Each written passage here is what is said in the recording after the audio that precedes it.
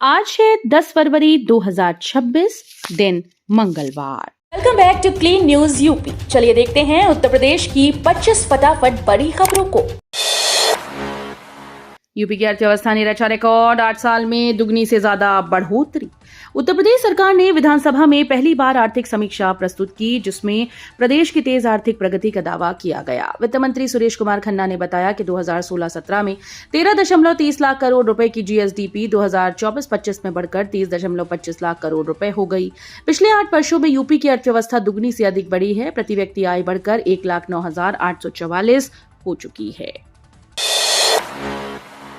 विधानसभा में हंगामा, वित्त मंत्री ने रखा आर्थिक सर्वेक्षण, सदन स्थगित।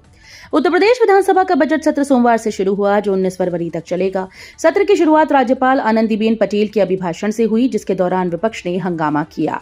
इसके बाद वित्त मंत्री सुरेश कुमार खन्ना ने सदन में आर्थिक सर्वेक्षण प्रस्तुत किया। अभिभाषण में अपराध के खिलाफ जीरो टॉलरेंस नीति का उल्लेख किया गया। विपक्ष ने आर्थिक सर्वेक्षण पर तत्काल चर्चा की मांग उठाई। सीतापुर से सीएम योगी की हुंकार। उत्तर प्रदेश में सियासी माहौल गर्म होता दिख रहा है। सीतापुर पहुंचे मुख्यमंत्री योगी आदित्यनाथ ने एक धार्मिक कार्यक्रम में बड़ा संदेश दिया। उन्होंने कहा कि सनातन कमजोर होगा तो देश कमजोर होगा, और सनातन मजबूत तो राष्ट्र सशक्त बनेगा। सीएम योगी ने चेतावनी देते हुए कही कि देश का दुश्मन नजर गड़ाए बैठा है, हम बट गए तो समझो कट गए। उन्होंने भूतकाल का जिक्र करते हुए एकजुट रहने की अपील की। इस दौरान उन्होंने सीतापुर को सनातन और वैदिक परंपरा का पौराणिक केंद्र बताया और नैमिषारण्य के पुनर्स्थापन को सरकार की प्राथमिकता बताया। बिजली विभाग में चतुर्थ श्रेणी संविदा कर्मियों पर गिरी गाज, मध्यांचल से शुरू हुई हटाने की कार्रवाई। बिजली विभाग में संविदा पर कार्यरत चतुर्थ श्रेणी कर्मचारियों को हटाने की तैयारी शुरू हो गई। इसकी शुरुआत मध्यांचल से की गई, जहां 27 कर्मचारियों को चिन्हित किया गया। सूत्रों के मुताबिक उच्च स्तर पर तय रणनीति के तहत यह कदम उठाया जा रहा है। इन कर्मचारियों की बायोमेट्रिक हाजिरी बंद करने के निर्देश आउटसोर्सिंग कंपनी को भेज दिए गए। प्रदेश में नियमित चतुर्थ श्रेणी भर्ती न होने के कारण संविदा कर्मियों पर निर्भरता थी, लेकिन अब छंटनी का दौर तेज हो गया है। आशा कार्यकर्ताओं का आंदोलन समाप्त, सरकार से लिखित आश्वासन के बाद सेवाएं बहाल। कानपुर देहात सहित पूरे उत्तर प्रदेश में आशा कार्यकर्ताओं की हड़ताल समाप्त हो गई। 15 दिसंबर 2025 से जारी यह आंदोलन स्वास्थ्य मंत्री और उच्च अधिकारियों के साथ हुई निर्णायक वार्ता के बाद लिखित समझौते पर खत्म हुआ। सरकार ने मानदेय वृद्धि, प्रोत्साहन राशि के नियमित भुगतान और कार्य सुरक्षा का आश्वासन दिया। लंबित समस्याओं के समाधान के लिए उच्च स्तरीय समिति बनाई गई। पीडीए बना make in India. Uttar Pradesh में बजट सत्र से पहले सियासी बयानबाजी तेज हो गई। डिप्टी सीएम केशव प्रसाद मौर्य ने अखिलेश यादव के पीडीए बयान पर हमला करते हुए कहा कि यह सिर्फ फर्जी राजनीति है और सपा मुसलमानों को ही वोट बैंक मानती है।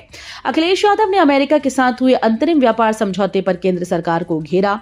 उन्होंने कहा कि सरकार ने भारत के विशाल बाजार को विदेशी ताकतों के हवाले कर दिया और मेक इन इंडिया की हकीकत सामने आ गई। यूपी बोर्ड इंटर छात्रों को राहत, प्रैक्टिकल डेट बढ़ी, परीक्षा नियम बदली। यूपी बोर्ड के इंटरमीडिएट छात्रों को बड़ी राहत मिली। माध्यमिक शिक्षा परिषद ने प्रयोगात्मक परीक्षाओं की तिथि बढ़ाकर 13 फरवरी 2026 कर दी, जो अंतिम होगी। बोर्ड सचिव भगवती सिंह के अनुसार जिन स्कूल में प्रैक्टिकल नहीं हो सके थे, उन्हें अब समय दिया गया है। वहीं बोर्ड परीक्षा 2026 को नकल मुक्त बनाने के लिए नया नियम लागू किया गया। भारत अमेरिका व्यापार समझौते का असर, कानपुर सैडलरी निर्यात को मिली नई रफ्तार। भारत और अमेरिका के बीच हुए द्विपक्षीय व्यापार समझौते का सीधा असर उत्तर प्रदेश के उद्योगों पर दिखने लगा। टैरिफ घटते ही कानपुर के सैडलरी और लेदर निर्यातकों के चेहरे खिल उठे। निर्यातकों का कहना है कि बीते 6 महीनों से रुके करोड़ों रुपए के ऑर्डर अब दोबारा मिलने लगे हैं। कानपुर का सैडलरी कारोबार 3 वर्षों में 800 करोड़ तक पहुंच गया। मुख्यमंत्री योगी आदित्यनाथ ने समझौते को यूपी के लिए गेम चेंजर बताया। विधानसभा सत्र से पहले सीएम योगी का जनता दर्शन, इलाज और कार्रवाई का भरोसा। विधानसभा सत्र से पहले मुख्यमंत्री योगी आदित्यनाथ ने अपने सरकारी आवास पर जनता दर्शन कार्यक्रम आयोजित किया। सीएम ने विभिन्न जिलों से आए लोगों से मुलाकात कर उनकी समस्याएं सुनी और त्वरित समाधान का भरोसा दिया। बीमारों से सीएम ने कहा कि आप इलाज का एस्टीमेट दीजिए, सरकार पूरा इलाज कराएगी। वहीं भूमाफियाओं के खिलाफ सख्त रुख अपनाते हुए अधिकारियों को कड़ी कार्रवाई के निर्देश दिए गए। वर्षों बाद काशी में खत्म हुई विक्टोरिया की सल्तनत, पीएम मोदी का सिक्का चला। काशी में एक ऐतिहासिक और प्रतीकात्मक बदलाव देखने को मिला है। वर्षों से आयोजनों में उपहार स्वरूप दिए जाने वाले विक्टोरिया के चांदी के सिक्कों की परंपरा इस बार टूट गई। राम राज्याभिषेक और शिवरात्रि के अवसर पर श्री काशी विश्वनाथ मंदिर धाम में सफाई और सुरक्षा कर्मियों को प्रधानमंत्री नरेंद्र मोदी की तस्वीर वाले चांदी के सिक्के भेंट किए गए। आयोजक देवेंद्र पाठक ने इसे आस्था और आजादी का प्रतीक बताया। कबसेरा पर सोना तस्करी मामले में नई घटनाएं, अदालत और एयरपोर्ट पर कार्रवाई। कबसेरा प्रकरण में आरोपी भोला और शुभम जायसवाल की संपत्ति कुर्की पर फैसला 11 फरवरी को आने वाला है। दोनों पक्षों की दलीलें पूर्ण हो चुकी हैं। अभियोजन ने इसे अवैध कमाई से जुड़ी संपत्ति बताया, जबकि आरोपी पक्ष ने वैध होने का दावा किया। लखनऊ एयरपोर्ट पर जेड्डा से आई फ्लाइट में करीब 1.95 करोड़ रुपए मूल्य का सोना विमान की सीट के नीचे छिपा मिला। रायबरेली एमसीएफ रचेगा इतिहास, अगले हफ्ते देश को मिलेगी वंदे भारत रैक।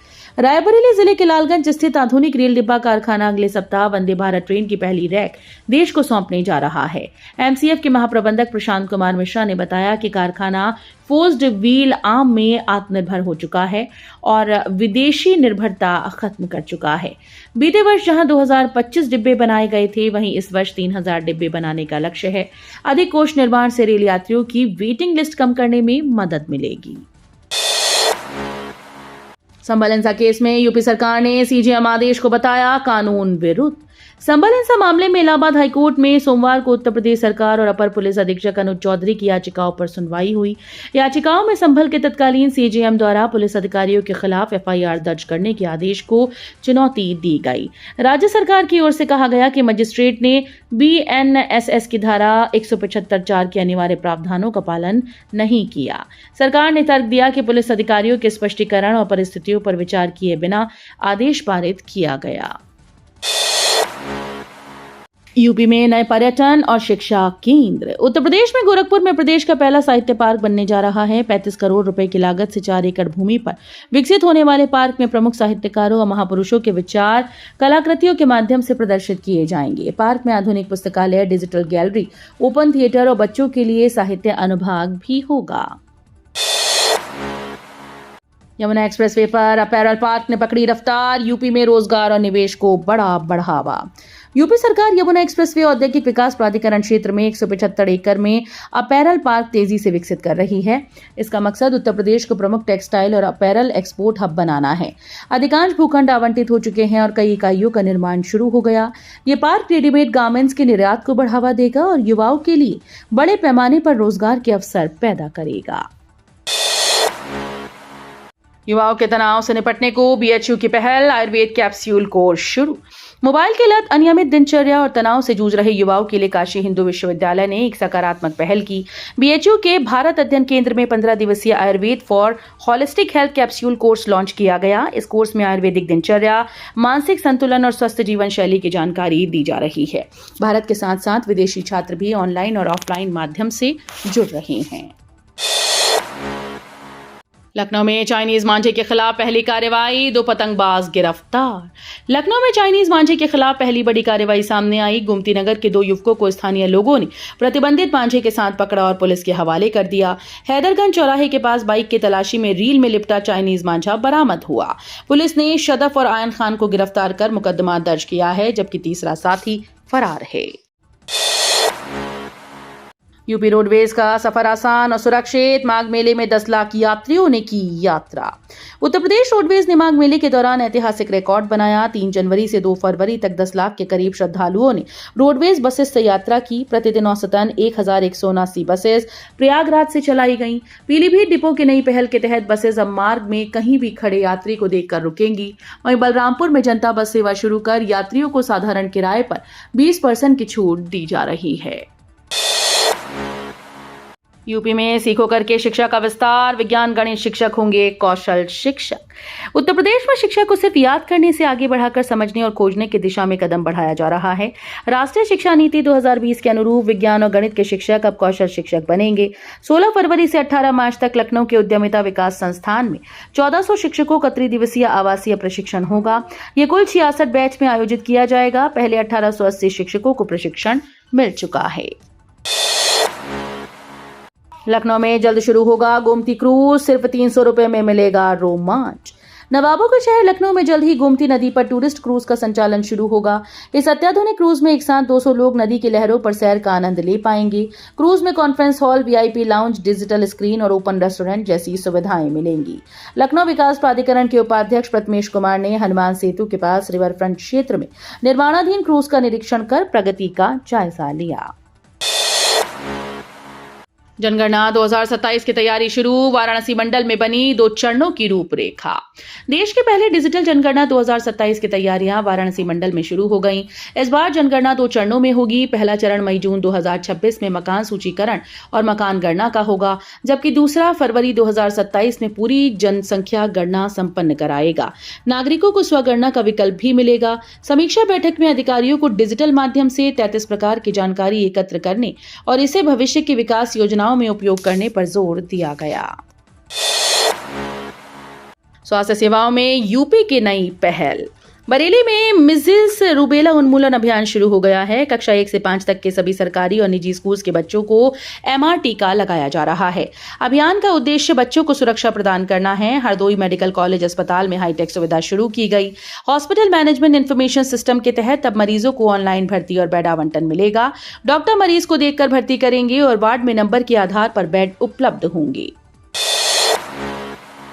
केजीएमयू में कथित अवैध मजारों पर प्रशासन सख्त कार्रवाई की चेतावनी। किंग जॉर्ज मेडिकल यूनिवर्सिटी परिसर में बनी 6 कथित मजारों को लेकर प्रशासन ने दूसरा नोटिस जारी कर दिया। नोडल अधिकारी प्रोफेसर के सिंह के हस्ताक्षर से चस्पा नोटिस में संबंधित पक्ष को 15 दिन के भीतर दस्तावेज प्रस्तुत करने और 28 फरवरी को व्यक्तिगत सुनवाई में उपस्थित होने का निर्देश दिया गया। नोटिस में कहा गया कि मजारें विश्वविद्यालय की भूमि पर बिना अनुमति के बनाई गई हैं।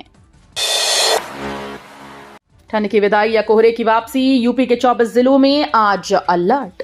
उत्तर प्रदेश में ठंड और बारिश का दौर अब थम चुका है। सुबह हल्की धूप निकल रही है। दोपहर में तापमान में बढ़ोतरी महसूस की जा रही है, जिससे लोगों ने गर्म कपड़े कम पहनने शुरू कर दिए। हालांकि कुछ जिलों में सुबह के समय घना कोहरा और ठंडी पछुआ हवाएं अभी भी परेशान कर रही हैं।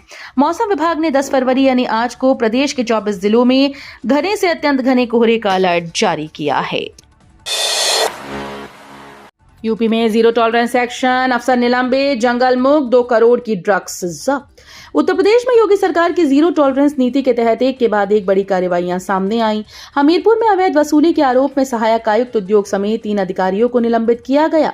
वहीं चंद्रप्रभा रेंज में प्रशासन ने करीब 100 बीघा जमीन को अतिक्रमण से मुक्त कराया। उधर लखनऊ एयरपोर्ट पर बैंकॉक से आए यात्री के पास से करीब 5.88 किलो ड्रग्स बरामद कर उसे गिरफ्तार किया जा रहा है। तो ये थी आज की 25 फटाफट बड़ी खबरें। अगर आपको न्यूज पसंद आई हो तो वीडियो को लाइक और शेयर जरूर करें। धन्यवाद।